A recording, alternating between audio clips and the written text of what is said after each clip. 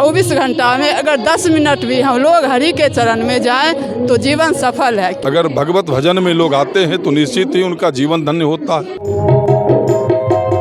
लोगों को धर्म के प्रति जुड़ाव हो रहा है। साधना में चलते हैं तो साक्षात भगवान की प्राप्ति होती है।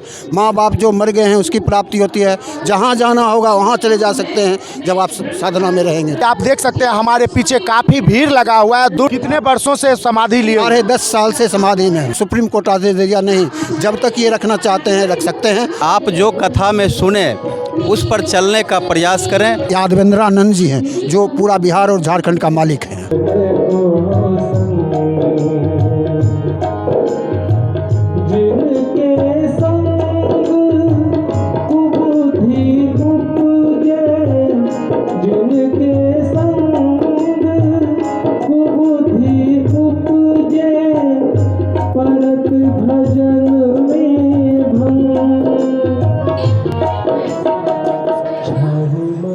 मैं बता दूं आज जो है दिव्य ज्योति जागृति संस्थान की ओर से श्री हरि कथा का जो है आयोजन हेमरा रोड में किया जा रहा है। और हमारे साथ अभी बेगूसराय के वर्तमान मेयर पिंकी देवी, साथ ही साथ पूर्व मेयर संजय भैया भी हैं। आइए मैं इनसे बात करता हूं, इस कथा से कितना आस्था जुड़ा हुआ है, क्या कहना चाहेंगे सर?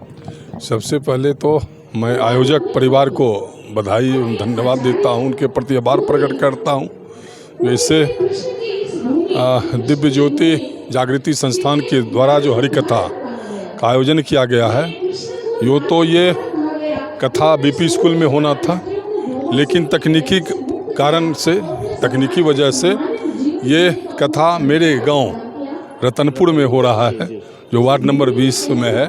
और मैं अपने आप को सौभाग्यशाली समझता हूं कि मैं इस रतनपुर के इस पावन धरती, यो तो बेगूसराय ही ये माँ गंगा का तट है, और ये गंगा के तट पे मुझे पैदा होने का सौभाग्य मिला, ये दिनकर की नगरी में। और आज पूरे बेगूसराय शहर में या ज़िला के अंदर इस तरह के जो कथा सुनने को मिलता है, तो निश्चित ही आज जो लोगों का दौर और भाग दौड़ का जो ज़िंदगी है, और उस ज़िंदगी से कुछ पल अगर भगवत भजन में लोग आते हैं तो निश्चित ही उनका जीवन धन्य होता है। आज पूज्य दीदी जी का यहाँ अमृतवाणी का वर्षा हो रहा है और इसका सभी भक्तजन आनंद ले रहे हैं, तो निश्चित ही उनके जीवन का जीवन सफल होगा।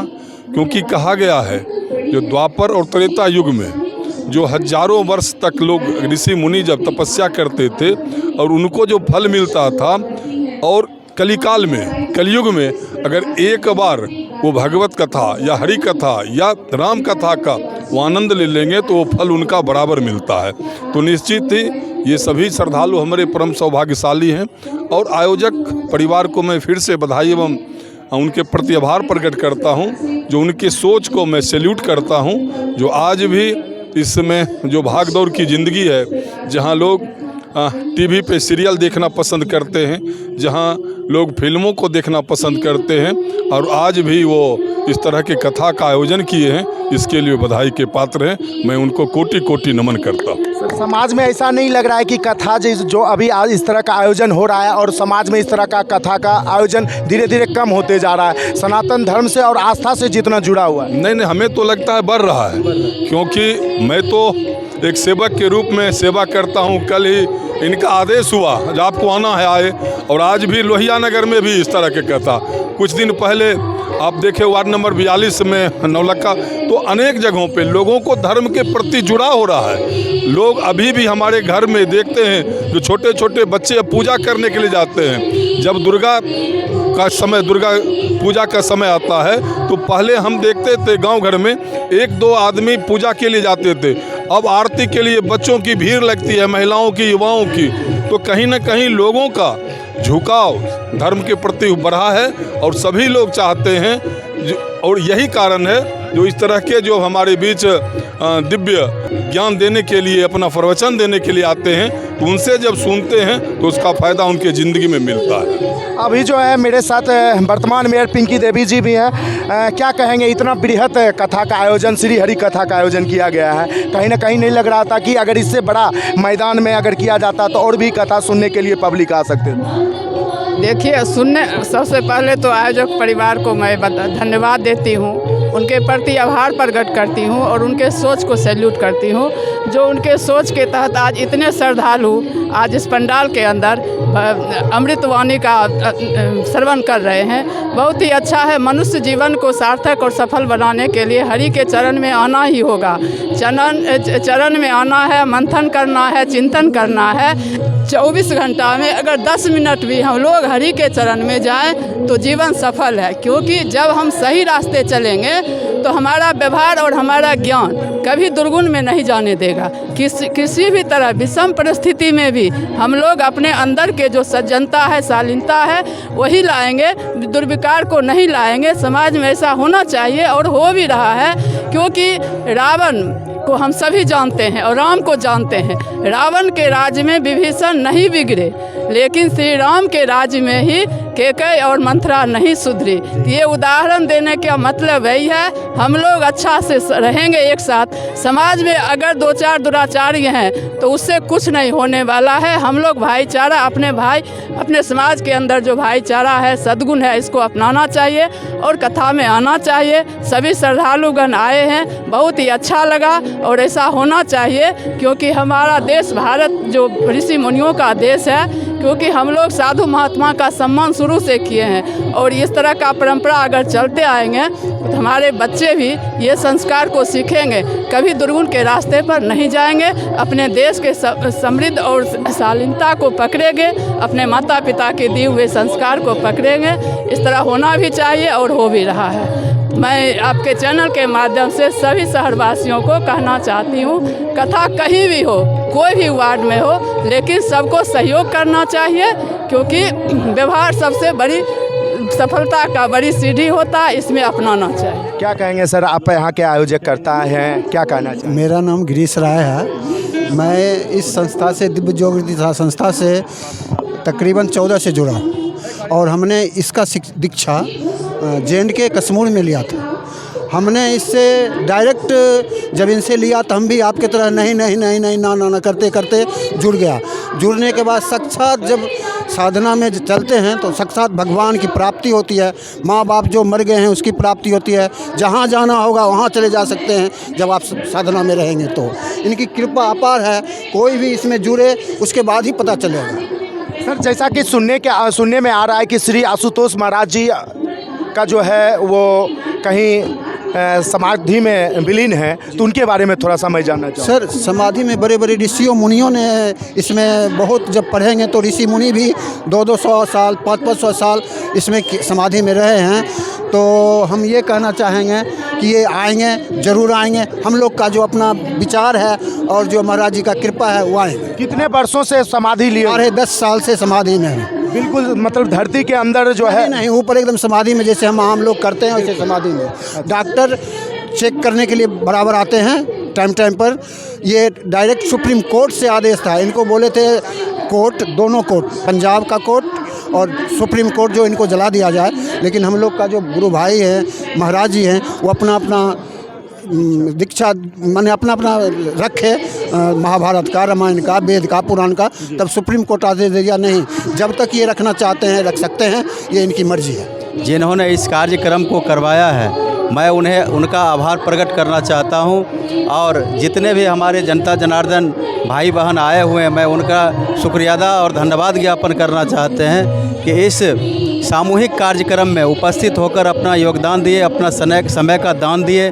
और हम यही उनसे आग्रह करेंगे कि आप जो कथा में सुने उस पर चलने का प्रयास करें। ये एकता के प्रतीक है, हमारे समाज को जोड़ने के प्रतीक है और हम सब मिल कर के एक नया भारत का निर्माण कर सकते हैं। इसलिए मैं सारे आगंतुकों से, अपने गार्जियन से, अपने माताएं बहनों से ये आग्रह करना चाहता हूं कि आप लोग इस कथा में आएँ और सुने और सुनकर इसका लाभ उठाएं। और मैं बता दूं, यहाँ पे पुस्तक का जो है मेला भी लगा हुआ है, जो आप यहाँ पे पढ़ने के लिए अपने घरों में ले जा सकते हैं। अखंड ज्ञान, जो कि आपको यहाँ पे पढ़ने के बाद इसमें बहुत सारी ज्ञान की बातें यहाँ पे सीखने को मिलेगा और पढ़ने को मिलेगा। देख सकते हैं, ऐसा सतगुरु मेरा।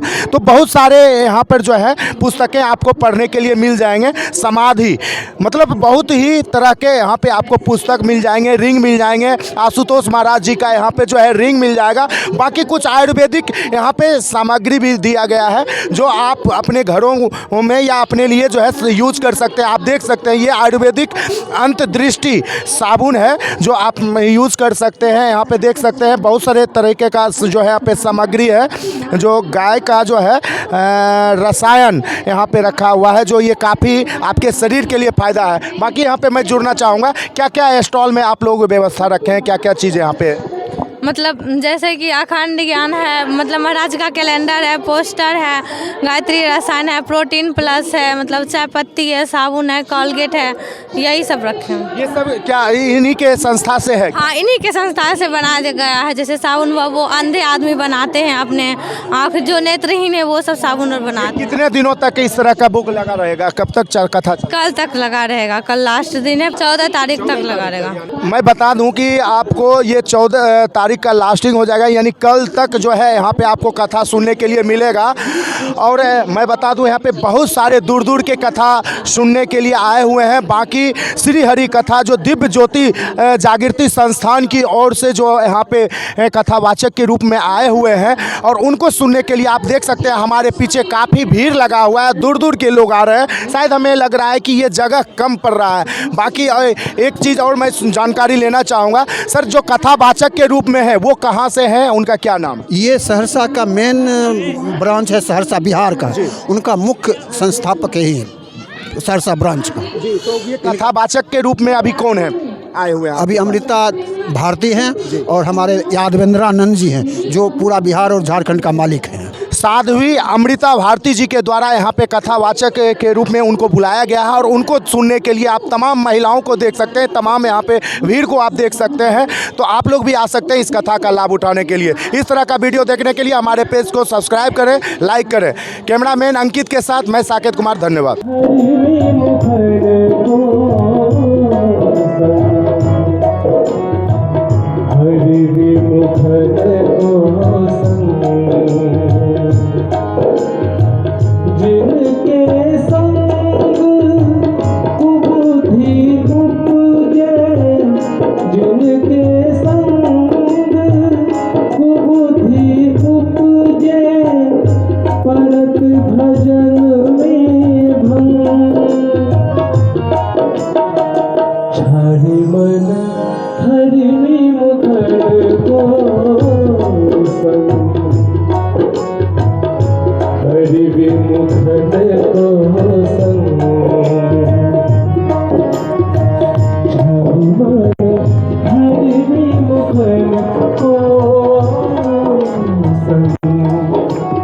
लोगों का संग छोड़ देना चाहिए, क्योंकि ऐसे लोगों को आप कितना भी समझा लें वो नहीं समझता। जिस प्रकार से उदाहरण दिया, उन्होंने कहा कि जिस प्रकार से एक सांप है, सांप को आप कितना भी दूध लावा आप खिला दें, उसका जो डंक मारने का जो स्वभाव है वो कभी नहीं छोड़ता। ठीक इसी प्रकार से जो दुष्ट से विचार दे दो का कभी त्याग नहीं करते, वो तो जब मौका आता है तो वो दुष्ट कर रहा है, इसलिए बोले बाहर कर तो साइलेंट। उन्होंने कहा कि मैं नहा भी ले तो क्या लाभ। स्वामी तुलसीदास जी के उन विचारों से उन्हें बहुत प्रेरणा मिली और उन्होंने ग्रंथ कहते हैं कि यदि जब तक आपके घर में कोई पुण्य आत्मा हो तब तक आपके घर का कभी कष्ट नहीं हो सकता। ठीक यही परिस्थिति उस वक्त में पैदा हुई। कहते हैं कि जिस वक्त विभीषण जी, जब तक विभीषण जी लंका नगरी में थे, भक्त आत्मा थे, जब तक विभीषण जी लंका नगरी में थे, उनका कोई उस लंका नगरी का कोई बाल बांका नहीं कर सका, उस रावण का कोई कुछ नहीं बिगाड़ सका। लेकिन जैसे ही विभीषण जी ने उस लंका का त्याग किया, आत्मा का वहां अपमान हुआ। आप महाभारत काल को आप देखें, महाभारत काल में जब तक कौरव के पक्ष में कौरव महात्मा जब थे तो तब तक कौरव जो पक्ष जीने को मजबूर थे। मीराबाई उन स्त्रियों की वो मूक आवाज बनी। मीराबाई जी ने चित्तौड़ का त्याग किया, वो मेढ़